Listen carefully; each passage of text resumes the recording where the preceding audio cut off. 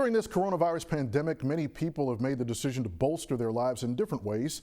Some have taken the steps to learn a new language. Others have used social media to entertain others and themselves even more than usual. And then there's our next guest. We are pleased to welcome Jacksonville Jaguars quarterback Josh Dobbs to BNC via Skype. Josh, before we get into what you've been up to, tell us how your loved ones are doing. I pray everyone is safe and healthy. Thank you. Thank you for your prayers. We are doing well, staying safe, and just trying to spend the time with each other, enjoy one another as much as we can. First I want to say thank you for all of the first responders and people on the front lines who are fighting this virus, helping heal those who have been affected by this virus during these times. We definitely commend you for your service, and we thank you for your sacrifice during this time. Well said. Well, you are about to enter your fourth season in the NFL. What has this offseason been like, especially for someone who plays quarterback, which of course is the most important position on the field? Yes, sir. It's been different, to say the least. With everything going on, getting your training routine and getting your regimen, especially during this time period in April and May, when you're usually in the complex working out with your teammates, it's been a different time period, but it still has been productive. Now you're entering your second season in Jacksonville. You mentioned the new coordinator, Jay Gruden. He's installing a new offense. So give us a sense of how much different it is to learn a new offense virtually instead of having that access and interaction from inside the building. It is different, but I will say technology is amazing. And we know how important Zoom, for us, we use Microsoft Teams.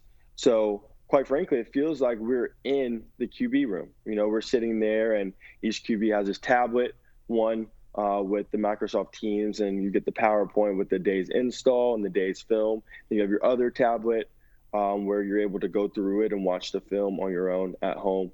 And then you have your notebook taking notes and being able to interact with the coaches, interact with the other people in your rooms, go into the receiver meeting rooms, running back meeting rooms, interact with other position groups. So it's still been productive. It is different because usually in this time period, especially, we would be coming into phase 2 when we actually get a chance to go out on the field and spend time with coaches, where you can walk through plays and actually physically get the reps of going through plays and making the throws and making the reads, especially at the QB position. So that's taken away, so you have to recreate that at home.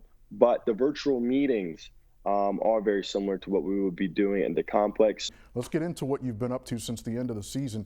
Prior to the pandemic really developing into what it's become, in February you spent 3 weeks working an externship at the Kennedy Space Center and NASA. Tell us what you did for those 3 weeks. It was an all-encompassing crash course to aerospace engineering in 3 weeks.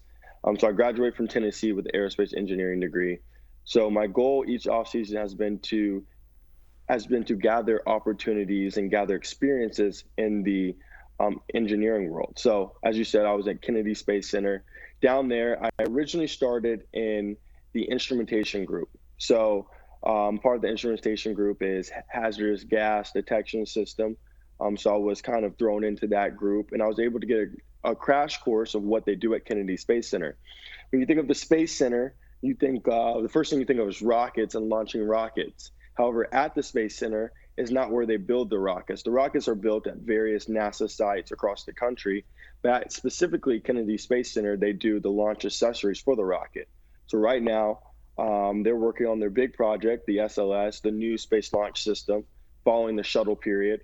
And it's the Artemis project. And that's the biggest rocket ever that would take humans first back to the moon and then on to Mars. At Kennedy Space Center, they're building the mobile launcher for the rocket. So the mobile launch tower that carries the rocket from the giant, iconic vertical assembly building out to the launch pad, they're building the 135-story rocket launch tower that will carry the rocket once it gets to Kennedy Space Center. So long story short, while I was down there, I was in instrumentation where they focus on various things, weather detection for lightning strikes when the rocket's at the pad or when it's moving out to the launch site, hazardous gas detection where they're able to sense hazardous gas leaks to see if they have to abort a launch, and very other systems that accompany the rocket at the launch pad, and seeing what it's like to be an aerospace engineer in one of NASA's most,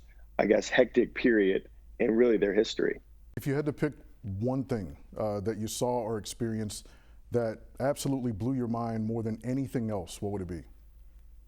Ooh, that's that's really tough. I think the first thing that blew my mind was when you walk into the vertical assembly building. Really, when you drive on campus and you're driving down the street, and where my office was, it was right across the street from the vertical assembly building. So you could see the building rising up from behind the trees as you took the 3 mile road to get to the building. And you just think about, and then you walk, and then so you see the building, then you walk into the building, and you just think about all the history that's occurred in that building, where it's gone from everything from the Mercury project to every single space shuttle was in that building, and now the next Artemis project will come out of that building. And then you go from that building, you see the crawler path, and you see the crawler that lifts up the rocket, lifted up the space shuttle, carried it out to the launch pad. Then you go out to launch pad 39A and B. A isn't under NASA's contract anymore, but still, the history. 39A is where we went to the moon for the first time, and 39B is where we'll eventually go to Mars. The history that's occurred down there at Kennedy Space Center is amazing. And then to think about the future and the potential that we have as a human race, especially in space exploration, it's truly amazing.